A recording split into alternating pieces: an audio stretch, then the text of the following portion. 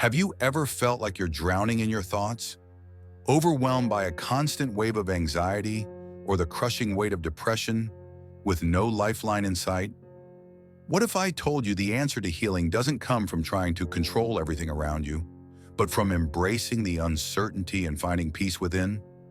Sounds too simple, right? But here's the truth. The more we resist life's changes, the more we suffer. This ancient Buddhist wisdom has helped millions find peace amid chaos. Could it help you too? Today we'll explore how a powerful Buddhist practice, rooted in mindfulness and self-compassion, can heal the mind from the clutches of anxiety and depression. By understanding the impermanence of life, you'll learn how to navigate through uncertainty with grace, without the need for control. But before we dive deep, let's explore why this practice is so effective and why it's been a source of healing for thousands of years. Before we begin, take a deep breath. Let go of any expectations and let's embark on this healing journey together. Have you ever felt trapped by uncertainty in your life? Drop a comment below because you're not alone. Now let's start by exploring the very first key principle, impermanence, and how accepting change might be the most liberating thing you can do for yourself.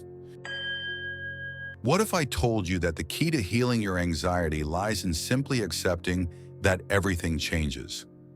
Could letting go of your need for control set you free from the chaos inside your mind? Let's break down why embracing impermanence can release you from suffering. In Buddhism, there's a fundamental teaching known as anicca, or impermanence. The term itself is a simple yet profound concept. Everything is in a constant state of change. Our emotions, our relationships, our careers, and even our very bodies. Nothing stays the same. And here's the hard truth. Our resistance to this natural flow of change is the source of much of our pain and suffering. Think about it for a moment. How many times have you felt overwhelmed because things weren't going as planned? How often do you find yourself anxious, wishing you could freeze time or control the future? This desire to control, this longing for stability in an unstable world, is actually what deepens our suffering. In the modern world, we're constantly chasing certainty. We build schedules, plan our careers, and even try to predict the future. It feels comforting, doesn't it?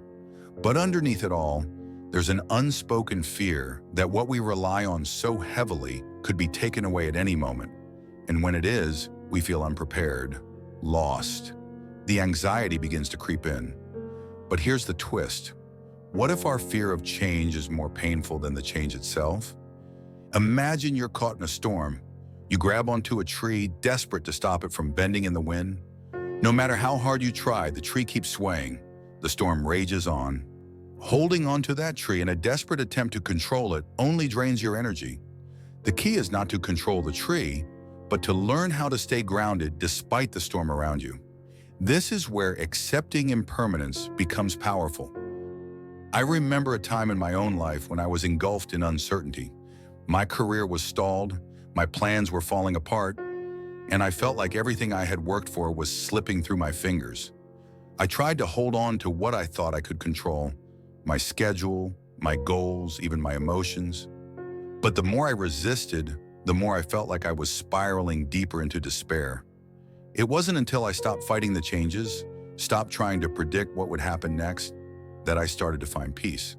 One day I decided to stop holding on to the illusion of control. I allowed myself to simply be with the uncertainty. And it was in that space of acceptance that I realized the peace I was searching for was never about controlling the future. It was about letting go of the need to control and instead embracing the natural flow of life with all its unpredictability. The Buddha taught that suffering comes from attachment. We suffer when we hold on too tightly to things, whether that's people, objects, or even our idea of how life should be. By accepting the inevitability of change, we break free from the anxiety that comes from trying to preserve the past or control the future. From a psychological standpoint, this idea is reinforced by cognitive behavioral therapy, CBT, which encourages individuals to recognize the distortions in their thinking. Often when we're anxious, We imagine the worst-case scenarios. But by understanding that everything is transient, we begin to see that even the darkest moments are temporary. The storm will pass. Can you recall a moment when you found peace after letting go of control? Share your experience below. I'd love to hear how accepting change has helped you in your own life. When we're trapped in anxiety, we're often fixated on what we cannot control. This leads to a vicious cycle of fear and stress. But what happens when we shift our mindset to acceptance? Studies show that acceptance of uncertainty reduces anxiety. We begin to understand that uncertainty is not something to fear, but something to embrace. In this space, we start to regain control, not over the world, but over how we respond to it. The law of attraction also plays a role here. When we embrace uncertainty, we open ourselves to the present moment. And the more we focus on the present, the more positive energy we attract into our lives. By resisting the flow of life, we block ourselves from experiencing the peace and joy that exists in the here and now. In my own experience, this wasn't an overnight change. I didn't wake up one day and feel like everything was fixed. But gradually, as I practiced letting go and allowing life to unfold naturally, I began to notice a shift in my inner peace. It was as if a weight had been lifted off my shoulders. The fear and uncertainty weren't as overwhelming anymore. One of the key moments of realization came when I stopped asking, "What if?" and instead started asking, "What now?" The moment we stop trying to control the future is the moment we begin to free ourselves from anxiety. There's a fascinating body of research that supports the idea of letting go. Neuroscientists have shown that when we engage in mindfulness practices, like meditation, we lower the activation in areas of the brain associated with stress and anxiety. By simply accepting the present moment as it is, without judgment, we rewire our brain to become more resilient and calm in the face of uncertainty. This isn't to say we should resign ourselves to passivity. Acceptance is not about giving up, but rather about embracing what is, without the need to change it immediately. It's about understanding that life will change, whether we want it to or not, and that we are capable of navigating it with grace. But how do we start practicing this? How do we move from a place of resistance to a place of acceptance? The answer lies in mindfulness. Now that we've explored how accepting impermanence can help heal our anxiety, let's dive into the practice of mindfulness and how it can support us in embracing change, moment by moment. What if I told you that the simple act of being present, right here and right now, could completely change your perspective on life? What if the key to healing your mind wasn't in trying to control every situation, but in simply being right where you are? Mindfulness, at its core, is about stepping into the present moment with full awareness. In Buddhist teachings, it is called sati, the practice of paying attention without judgment. It's simple, yet incredibly powerful. Mindfulness allows us to live in the moment, not lost in the past or anxiously waiting for the future. When we practice mindfulness, we break the chains that keep us bound to negative thought patterns that only fuel anxiety and depression. In modern psychology, mindfulness is recognized as an incredibly effective tool for mental health. Research shows that mindfulness practices activate areas of the brain related to emotional regulation, and they reduce the activity in the parts of the brain associated with stress and anxiety. It's almost as if mindfulness gives your mind a chance to reset. Instead of allowing yourself to spiral into overthinking, mindfulness brings you back to the present. It's a little like this. Imagine your mind as a cluttered room filled with thoughts, worries, and distractions. Every time you try to clean it, you get overwhelmed because it seems like the mess is endless. But what if, instead of trying to clean the whole room at once, you focused on one thing at a time? You pick up one item, dust it off, and place it down, one step at a time. This is mindfulness. By simply focusing on one moment, one breath, we begin to clear out the clutter slowly and steadily. When I was struggling with intense anxiety, I was introduced to mindfulness by a close friend who had been practicing meditation for years. At first, I didn't understand it at all. How could simply being present change anything? I thought it was too simple to work. But one evening, after a particularly overwhelming day, I decided to give it a try. I closed my eyes, took a deep breath, and focused on the sensation of the air entering and leaving my body. At first, my mind was racing with thoughts, but I kept bringing my attention back to my breath. And you know what happened? For the first time in weeks, I felt a sense of relief. It wasn't that my anxiety vanished, it was still there. But in that moment, I realized that I wasn't my anxiety. I wasn't thinking my thoughts. I was simply the one experiencing them. That small realization changed everything. You see, mindfulness isn't about fighting your thoughts or emotions. It's about allowing them to be without letting them take over. It's like standing in front of a powerful wave at the beach. You can't stop the wave from coming, but you can decide how you will stand when it hits. Will you let the wave crash over you? Or will you stand firm, knowing that the wave will pass just as everything else does? The key to mindfulness is not only in the practice, but in how it helps us relate to our experiences. Anxiety thrives when we live in the future, in the what-ifs that we can't control. Depression often keeps us stuck in the past, replaying mistakes or painful memories. Mindfulness pulls us out of this cycle by helping us focus on what is happening right now. When you bring your awareness to the present moment, you stop giving power to the stories your mind wants to tell you. You know the stories that say, "You're not good enough," or "You'll never get over this." When you focus on the now, these stories lose their grip on you. You don't have to believe them. You don't have to follow them. They're just thoughts, passing clouds in an open sky. This is where the law of attraction also comes in. By shifting your focus to the present moment, you start to align yourself with positive energy. When you stop worrying about what could go wrong, you make room for the possibilities of what could go right. This doesn't mean ignoring your problems, but it means not letting them define you.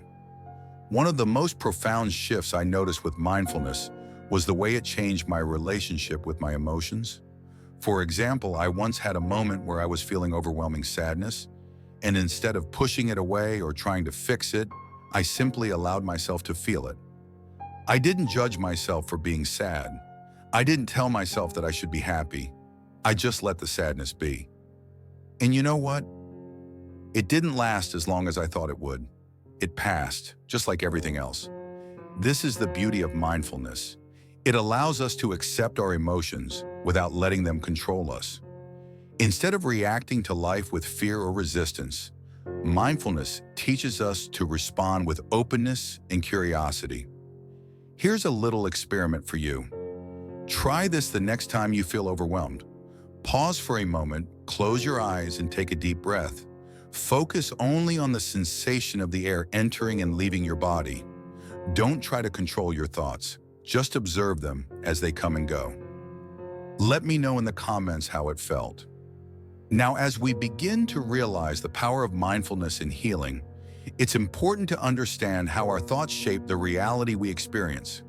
This is where the law of attraction truly comes into play, and it's a crucial piece of the puzzle when it comes to transforming our mental state. Let's explore how our mindset can influence the world around us. Did you know that the thoughts you carry can shape your reality? What if the energy you put out into the world is the energy you attract back? Let's explore how the law of attraction works and how you can use it to heal. The law of attraction is a powerful, universal principle that states we attract what we focus on. If we dwell on negative thoughts, fear, scarcity, and lack, we inevitably draw more of those same energies into our lives. But here's the exciting part. When we focus on abundance, gratitude, and healing, we create space for positive change to flow in. It's not magic, but rather a profound shift in the way we perceive and engage with the world around us. This concept aligns beautifully with Buddhist philosophy. In the teachings of Buddhism, the mind is seen as both the root and the resolution of our suffering. Our thoughts shape our experiences. When we hold on to suffering, we perpetuate it. The Buddha himself said, "We are what we think. All that we are arises with our thoughts. With our thoughts, we make the world." This idea is echoed in the law of attraction, which teaches that what we focus on expands. When you're stuck in a cycle of negativity, whether it's anxiety, depression, or stress, your mind becomes like a magnet, drawing more negative experiences towards you. But when you shift your focus, when you start nurturing positive thoughts, you begin to attract the very things you want in life. This shift isn't always easy, but it is entirely possible. The first step is to realize that the power to change begins in your mind. I remember a time when I was stuck in a dark place, overwhelmed by constant self-doubt and fear. Every day I would wake up with a sense of dread, feeling as though life was out of my control. I believed that things would never improve, that no matter how hard I tried, I would always be stuck in this rut. It wasn't until I shifted my mindset, until I consciously began focusing on what I could be grateful for, that I saw a transformation. At first it felt forced. I would write down 3 things I was grateful for every day, even if they seemed small or insignificant. Slowly but surely, my perspective started to change. The more I focused on gratitude, the more opportunities began to appear. People reached out to help me, new doors opened, and little by little I started to feel a sense of peace I hadn't known before. This wasn't just a coincidence. It was the power of aligning my thoughts with positivity and gratitude. The shift I experienced is the very essence of the law of attraction. It's not about wishing for things to magically appear. It's about changing your internal environment, aligning your thoughts with what you want, and opening yourself to receive. But here's the truth. The law of attraction doesn't work by simply wishing for things. It requires action. It requires you to embody the energy of what you desire. For example, if you want more love and connection, you must first cultivate love and kindness within yourself. If you want success, you must begin by taking the steps toward it, no matter how small they may seem. This is where Buddhist teachings come in. In Buddhism, there's a principle of right action, taking steps that align with your true values and intentions. It's not enough to just think positively. You must also act with integrity, compassion, and awareness.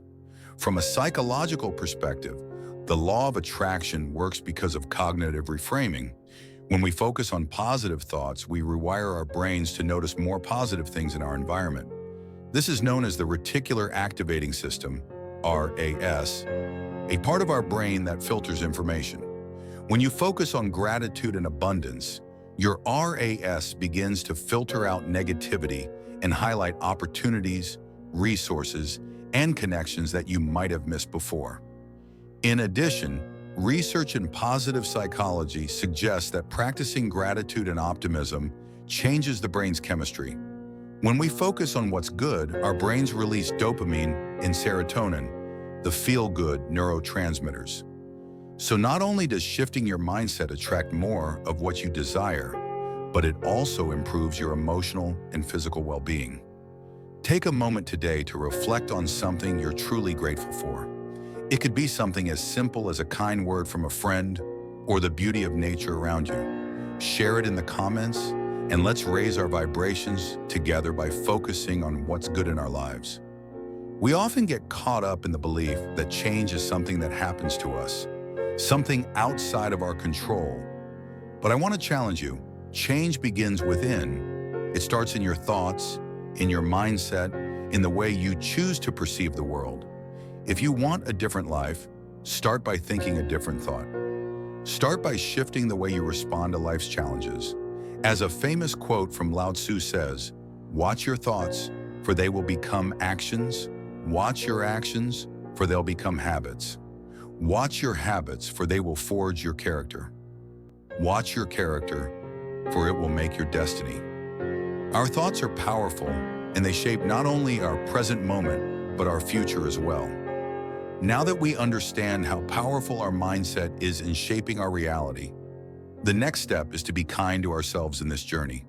We must learn to nurture ourselves through the challenges life brings. Because healing is not just about changing your mindset, but about cultivating compassion for yourself during the tough times. Let's explore how self-compassion can support this transformation. How often do you treat yourself with the same kindness and understanding you give to others?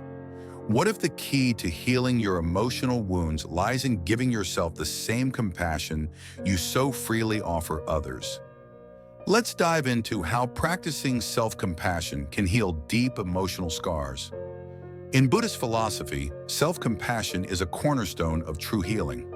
The Buddha taught that suffering is an inevitable part of life, but how we respond to it determines whether we stay stuck in it or find a way through. One of the most powerful ways to heal from emotional pain is by practicing self-compassion. Unfortunately, many of us are our harshest critics. We judge ourselves for not being good enough, for making mistakes, or for not having it all figured out. This self-judgment can create a barrier to healing. We start to believe that we don't deserve peace or happiness. But here's the truth. You are worthy of love and kindness, especially from yourself. Self-compassion is the practice of treating yourself with the same understanding, kindness, and patience you would offer a dear friend. It's about acknowledging your suffering without judgment and permitting yourself to heal without guilt or shame. From a psychological standpoint, studies show that self-compassion significantly reduces symptoms of anxiety, depression, and stress.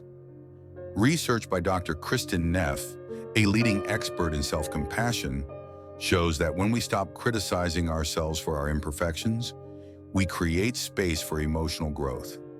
Self-compassion allows us to break free from the cycle of self-criticism, and in doing so, we free ourselves from unnecessary emotional suffering. In Buddhism, there is the concept of metta, loving kindness. It's the idea that we should direct the same loving kindness toward ourselves that we so naturally give to others. May I be happy, may I be healthy, may I be safe, may I live with ease. These words are often recited in meditation, but they're not just for others. They're for you too. I've personally struggled with self-compassion for years. During a particularly difficult time in my life, I found myself constantly criticizing myself. I was caught in the belief that if I were just harder on myself, maybe I could push through and fix things. I told myself that I didn't deserve peace or happiness until I had everything figured out. But one day, a small shift happened. I remember feeling completely overwhelmed by everything I was dealing with. I was exhausted, emotionally drained, and on the verge of breaking down. And in that moment, I stopped. I paused and asked myself, what if I treated myself with the same kindness I would give to someone I love? What if instead of beating myself up, I allowed myself to just be? It was a turning point. I started small. Whenever I felt overwhelmed or frustrated with myself, I gently reminded myself that it was okay to not have all the answers, that it was okay to feel lost. It didn't happen overnight, but little by little, I began to feel lighter. Self-compassion didn't erase my problems, but it gave me the strength to face them with more kindness and less judgment. You see, here's the twist. Self-compassion isn't about letting yourself off the hook or becoming passive. It's not about ignoring your mistakes or staying stuck in a place of complacency. It's about treating yourself with respect and understanding as you navigate through life's challenges. When we treat ourselves with compassion, we create a safe space for growth. We permit ourselves to learn from our mistakes, to take responsibility without guilt, and to move forward with grace. It's like tending to a garden. If you plant a seed and yell at it every day for not growing faster, it won't flourish. But if you water it, nourish it, and allow it the time it needs, you will see it bloom. In the same way, when we nurture ourselves with self-compassion, we allow ourselves to grow at our own pace. From a psychological perspective, self-compassion works because it helps us break free from negative thinking patterns. When we criticize ourselves, we activate the stress response in our brains, which can make us feel even worse. But when we practice self-compassion, we activate the parasympathetic nervous system, which promotes relaxation and emotional healing.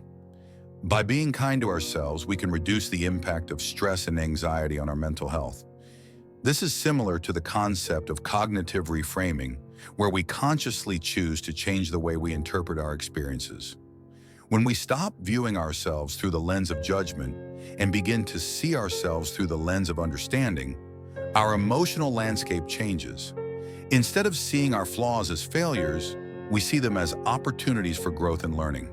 In Buddhist teachings, there's a saying, "You, as much as anybody in the entire universe, deserve your love and affection." It's a reminder that self-compassion is not just for those who are perfect or worthy of it, but for everyone, especially during our most challenging moments. Think about a time when you were kind to yourself. What did it feel like to give yourself that space? How did it shift your perspective on your challenges? I'd love to hear your thoughts. Share your experience in the comments below. Now that we've explored how self-compassion can help us heal, the next question is, how do we face the inevitable challenges that life throws our way? How do we embrace them with resilience rather than resistance? Let's dive into how we can navigate life's difficulties with grace and acceptance. How do you respond when life throws you a curveball?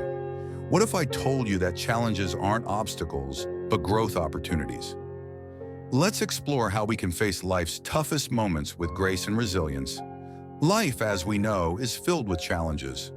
No one is immune to hardship, whether it's a sudden loss, a setback in our career, or a personal struggle. These moments often feel like mountains too steep to climb. But here's the reality. Life's challenges are not the enemies we think they are. They are the very tools that shape us into stronger, more resilient individuals. The question is not whether challenges will come, but how we will respond to them. Buddhism teaches us that suffering is an intrinsic part of the human experience. But it's how we relate to that suffering that determines whether we stay stuck in it or whether we find the wisdom hidden within. The Buddha often spoke of dukkha, suffering, but also of the path to nirvana, freedom from suffering. The key lies in not resisting the inevitable difficulties of life, but in accepting them and finding the deeper lessons they bring. Psychologically, resilience is the ability to bounce back from adversity. It's a skill that can be nurtured, not by avoiding hardship, but by embracing it. Research in psychology shows that resilient people don't view challenges as something to be feared, but as opportunities for growth. They learn to navigate adversity with a sense of purpose, using their struggles to propel them forward rather than keep them stuck. I remember a time in my life when everything seemed to be falling apart. I was going through a major setback, personally and professionally, and it felt like the world was closing in on me. I asked myself, why is this happening to me? And for a while, I allowed myself to spiral into despair. But then, through the practice of mindfulness and self-compassion, something shifted. I realized that this challenge was not something to be avoided or feared. It was an opportunity to learn something new about myself, to grow, to adapt. Rather than focusing on the weight of the setback, I started asking different questions. What can I learn from this? How can I grow through this difficulty? Slowly, the answer came. This was not a roadblock. It was a lesson in patience, resilience, and perseverance. It wasn't easy, and it didn't happen overnight. But eventually, I saw the beauty in the struggle. The adversity I had faced was not a punishment, but a call to evolve. This shift in perspective didn't make the pain disappear, but it transformed how I experienced it. I was no longer a victim of my circumstances. I was a participant in my growth. The wound is the place where the light enters you, Rumi once said. I began to see that my challenges weren't marks of failure. They were the very things that allowed me to step into a more profound sense of strength. Here's the twist. Embracing challenges with grace doesn't mean we don't feel pain. It doesn't mean that we become immune to suffering or that we somehow magically avoid the difficult parts of life. What it means is that we don't allow ourselves to be defined by those challenges. We don't let them control our narrative. Instead, we learn to dance with the storms, knowing that they too will pass. This concept ties beautifully with the law of attraction. When we face challenges with an open heart and positive mindset, we begin to attract opportunities that help us grow. Resilience is not about avoiding the storm, it's about learning how to dance in the rain. When we stay open to life's lessons, we allow ourselves to receive the abundance that adversity can offer. From a psychological standpoint, resilience is not a trait you either have or don't have. It's a set of skills that anyone can develop.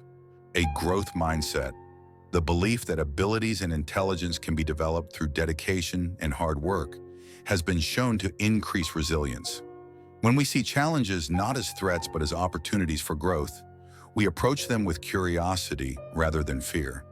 This shift in mindset allows us to face difficulties with a greater sense of ease and determination. In a sense, resilience is like a muscle. The more we practice facing adversity with grace, the stronger we become. Psychologists like Dr. Carol Dweck have shown that people who embrace challenges with a growth mindset are more likely to overcome setbacks and persevere in the face of difficulty. Instead of being discouraged by obstacles, they view them as stepping stones on their path to success. Think of a challenge you're currently facing. How can you embrace it as an opportunity to grow? Maybe it's a personal issue, a work-related stressor, or something else. Share your thoughts in the comments below. We can support each other in this journey. Throughout this video, we've explored how healing from anxiety and depression doesn't come from trying to control every detail of life. Instead, it's about how we respond to uncertainty with mindfulness, self-compassion, and acceptance. We've seen that by embracing impermanence, shifting our mindset, and nurturing kindness toward ourselves, we can open the door to lasting peace and healing. These practices aren't a quick fix. They are tools that, with patience, can profoundly transform the way we experience life. Healing is a journey, and it begins with the simple yet powerful decision to embrace the present moment and trust the process. If this video has resonated with you, I invite you to subscribe to the channel, share your personal experiences in the comments, and join our community of like-minded individuals who are committed to healing and growth. Together, we can create a space filled with compassion, understanding, and transformation. Remember, you don't need all the answers right now. Just take one mindful step at a time and know that peace is waiting for you right here, right now.